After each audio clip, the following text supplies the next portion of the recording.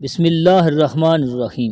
یوم الفرقان اور غزوہ بدر کے نام سے یاد کیا جانے والا یہ عظیم معرکہ مسلمانوں اور مشرکین قریش کے درمیان کب، کیوں اور کیسے پیش آیا، یہ تمام تفصیلات جاننے کے لیے ویڈیو کو آخر تک ضرور دیکھیں۔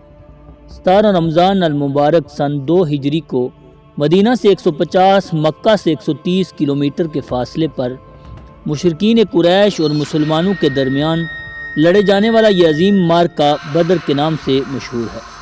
بدر وہ مقام تھا جہاں قدیم الایام میں عرب ہر سال 8 روز کے لیے ایک منڈی لگایا کرتے تھے۔ موجودہ زمانے میں یہ علاقہ کافی گنجان آباد ہے۔ قدیم زمانے میں لوگ اسے عام گزرگاہ کے طور پر بہت کم استعمال کیا کرتے تھے۔ اگرچہ اس جنگ میں مسلمانوں کی تعداد مشرکین قریش کے مقابلے میں انتہائی کم تھی، مگر اللہ تعالیٰ نے مسلمانوں کو اپنی حکمت و نصرت کے ذریعے فتح نصیب فرمائی۔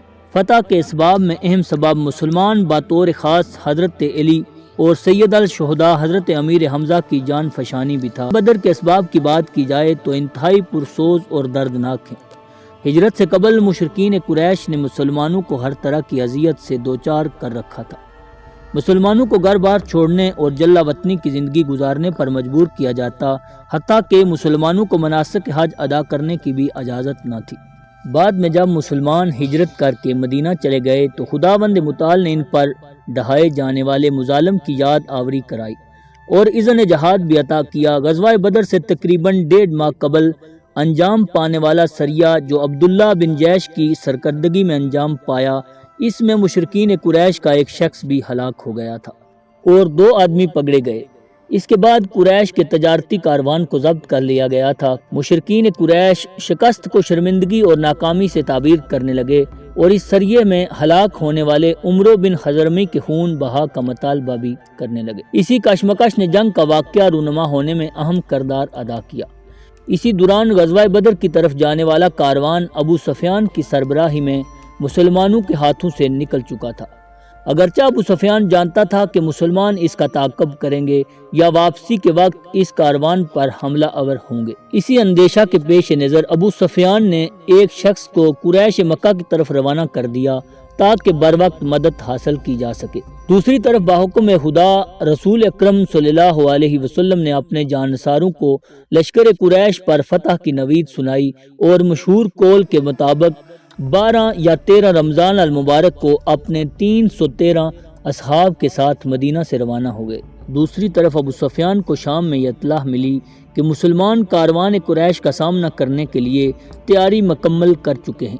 ابو سفیان نے یہ خبر مکہ کے مکینوں کو انتہائی اشتعال انگیز انداز میں پہنچائی، کیونکہ مکہ کی اکثریت اس تجارتی کاروان میں حصہ دار تھی۔ یہی وجہ ہے کہ خبر سنتے ہی مشرکین مکہ شدید غصے کی حالت میں 950 افراد پر مشتمل بڑا لشکر منظم کر کے ابو جہل کی قیادت میں بدر کی طرف روانہ ہوئے۔ اس لشکر میں قبیلہ بنو عدی کے علاوہ وہ تمام قبائل اور اشراف قریش شامل تھے، سوائے ابو لہب کے جس نے عاص بن ہاشم کو اپنی جگہ بدر روانہ کیا تھا۔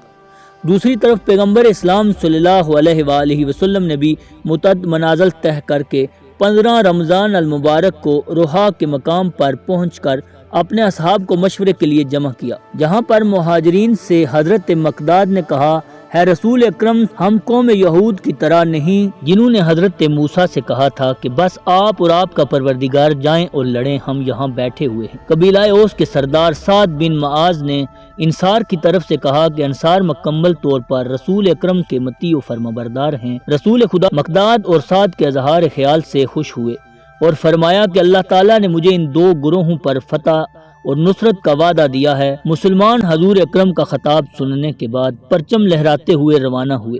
17 رمضان المبارک کو عصر کے وقت اس کنویں کے قریب اترے جہاں سے دشمن کا فاصلہ انتہائی کم تھا۔ مسلمان بدر کی زمین کے بالائی جانب جبکہ دشمن نشیب کی طرف تھے۔ جس صبح لڑائی لڑی جانی تھی، اس رات کے وقت کو قرآن کریم فرقان حمید نے سورہ انفال میں یوں بیان کیا ہے، اور وہ وقت جب اللہ تعالیٰ اپنی طرف سے غنودگی کی شکل میں تم پر اطمینان و بے خوفی کی کیفیت طاری کر رہا تھا اور آسمان سے تمہارے اوپر پانی برسا رہا تھا تاکہ تمہیں پاک کرے اور تم سے شیطان کی ڈالی ہوئی نجاست دور کرے، تمہاری ہمت کے ذریعے قدم جمائے۔ چونکہ مسلمان لشکر کی تعداد لشکر قریش کے مقابلے میں انتہائی قلیل تھی، یہی وجہ ہے کہ اللہ تعالیٰ نے شدت خوف و گھبراہٹ کو اپنی رحمت و نصرت کے ذریعے اطمینان میں بدل دیا۔ بارش کی وجہ سے بلائی زمین کے اوپر والی سطح چلنے پھرنے اور لڑائی کے لیے انتہائی موزوں ہو گئی، تو وہاں دوسری طرف لشکر قریش کو کچڑ اور دلدل کی وجہ سے سخت مصیبت کا سامنا کرنا پڑا۔ حضور اکرم کی جانب سے لشکر قریش کی سراغ رسانی کے لیے مختلف جوانوں کو روانہ کر دیا گیا۔ صبح کے وقت پیغمبر اسلام نے لشکر کی صف آرائی کا اہتمام کیا۔ اسی اثناء میں سپاہ قریش ایک ریت کے ڈیلے سے ظاہر ہوئی، جسے دیکھ کر رسول خدا نے بارگاہ ہدیت میں دست دعا بلند فرمائے، ہے رب یہ قریش ہیں جو غرور و تکبر کے ساتھ تجھ سے لڑنے اور تیرے رسول کو جھٹلانے آئے ہیں۔ ہے پروردگار، میں اس نصرت کا خواہ ہوں جس کا تو نے مجھ سے وعدہ کیا ہے، انہیں صبح کے وقت نیست و نابود کر دے۔ جنگ بدر کی لڑائی کا پرچم شیر خدا مولا کائنات حضرت علی کے ہاتھوں میں تھا، جبکہ دیگر پرچم مختلف اصحاب کے ہاتھوں میں موجود تھے۔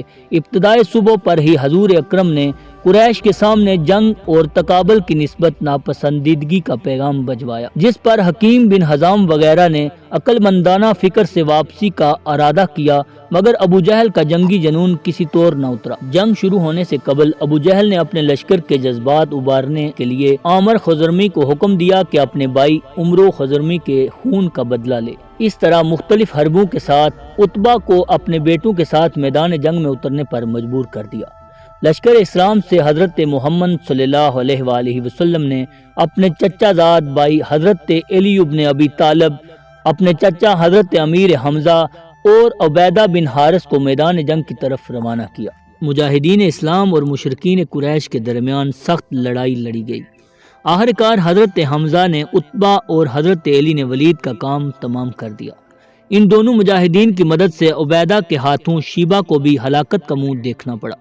مجاہدین اسلام کے ہاتھوں عتبہ، شیبہ اور ولید کی ہلاکت ہو جانے کے بعد جنگ کے شعلے مزید بلند ہونے لگے، لیکن اللہ تبارک و تعالیٰ کی غائبی مدد اور مسلمانوں کی شجاعت و بامردی کی بدولت مشرکین قریش کو جلد ہی شکست کا منہ دیکھنا پڑا۔ تاریخ میں درج ہے کہ گمسان کی لڑائی کے دوران رسول اکرم صلی اللہ علیہ وآلہ وسلم نے مٹھی بھر ریت اٹھا کر مشرکین قریش کی طرف پھینکی، جس کی برکت سے مشرکین قریش اپنا مال و اسباب میدان جنگ میں چھوڑ کر فرار ہونے لگے۔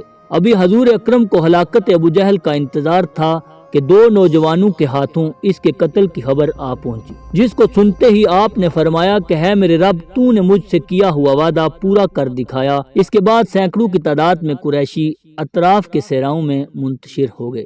اس جنگ میں لشکر اسلام سے 14 مسلمان شہید ہوئے، جبکہ 70 افراد مشرکین واصل جہنم کیے گئے، جن میں سے 35 افراد کو حضرت علی علیہ السلام کے ہاتھوں ہلاکت کا منہ دیکھنا پڑا۔ مشرکین قریش کے باقی ماندہ مال و متاع کو اکٹھا کرنے کے بعد بحکم رسول شہدائے بدر کی تدفین کی گئی اور مشرکین کی لاشوں کو ایک کنویں میں ڈال دیا گیا۔ بعد ازیں مسلمان مال غنیمت اور قیدیوں کو لے کر مدینہ منورہ کی طرف روانہ ہو گئے۔